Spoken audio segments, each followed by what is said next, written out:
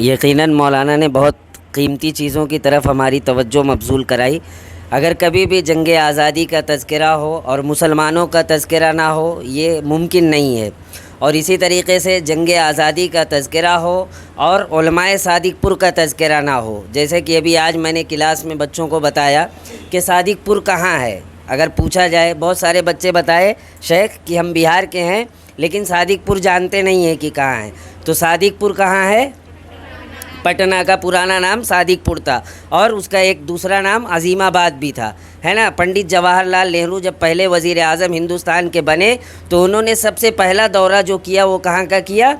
عظیم آباد کا کیا، صادق پور کا کیا، ہے نا۔ اور وہاں پہنچ کر کے انہوں نے لوگوں سے یہ بتایا کہ اگر ترازو کے ایک پلڑے میں ہندوستان کے تمام لوگوں کی قربانی کو اور ترازو کے دوسرے پلڑے میں صرف اور صرف علماء صادق پور کو رکھ دیا جائے تو علماء صادق پور کے ترازو کا پلڑا بھاری ہو جائے گا، وزنی ہو جائے گا۔ تو اس سے یہ اندازہ لگانے کا مقام ہے کہ کتنی مشقت محنت کر کے اس ملک ہندوستان کو آزاد کرایا گیا۔ اور آزادی میں یقیناً یہ نہیں کہہ سکتے کہ صرف مسلمانوں نے یا صرف ہندوؤں نے اس ملک کو آزاد کرایا، دونوں نے مل کر کے آزاد کرایا، لیکن بہت اہم رول اور کردار مسلمانوں نے ادا کیا۔ انگریزوں کے خلاف سب سے پہلے آزادی کے لیے ہندوستان میں علماء دہلی کے ایک عالم دین نے یہ فتویٰ دیا کہ انگریزوں کے خلاف جہاد کیا جائے اور اس ملک سے ان کو بھگایا جائے۔ تو ان تمام کاموں میں اہم رول ادا کرنے والے مسلمان، اور ان میں سب سے زیادہ اہم کردار ادا کرنے والے ہمارے علماء اہل حدیث ہیں۔ تو ان کے کارناموں کو یاد رکھنا، ان کو زندہ رکھنا، ان کو یاد رکھنا، یہ ہماری ذمہ داری ہونی چاہیے۔ تو ہم لوگ چاہیں کہ معلومات حاصل کرنے کی کوشش کریں، مطالعے میں تاریخ کے بارے میں معلوم کرنے کی کوشش کریں، کیونکہ ہم سب جانتے ہیں کہ کس طرح سے تاریخ کے ساتھ آج کھلواڑ کیا جا رہا ہے، کس طرح سے ہمارے نام و نشان کو مٹانے کی کوشش کی جا رہی ہے کہ ہندوستان کی آزادی میں یا ہندوستان کو اچھے مقام پہ پہنچانے میں مسلمانوں کا کوئی کردار یا رول نہیں ہے۔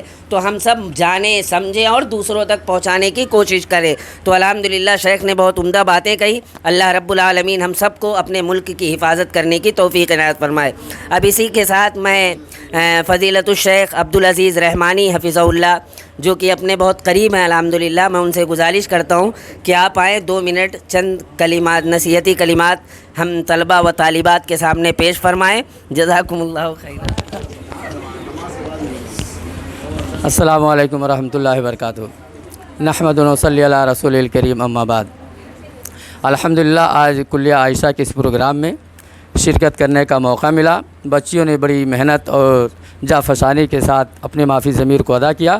اللہ تبارک و تعالیٰ سے دعا ہے کہ اللہ تبارک و تعالیٰ ان بچیوں کو آگے چل کے قوم کا داعی بنائے، تاکہ وہ اپنے اس تعلیم کے ذریعہ سے اپنے قوم و ملت کی رہنمائی کریں اور سماج اور معاشرے کی اصلاح میں ایک اہم کردار ادا کریں۔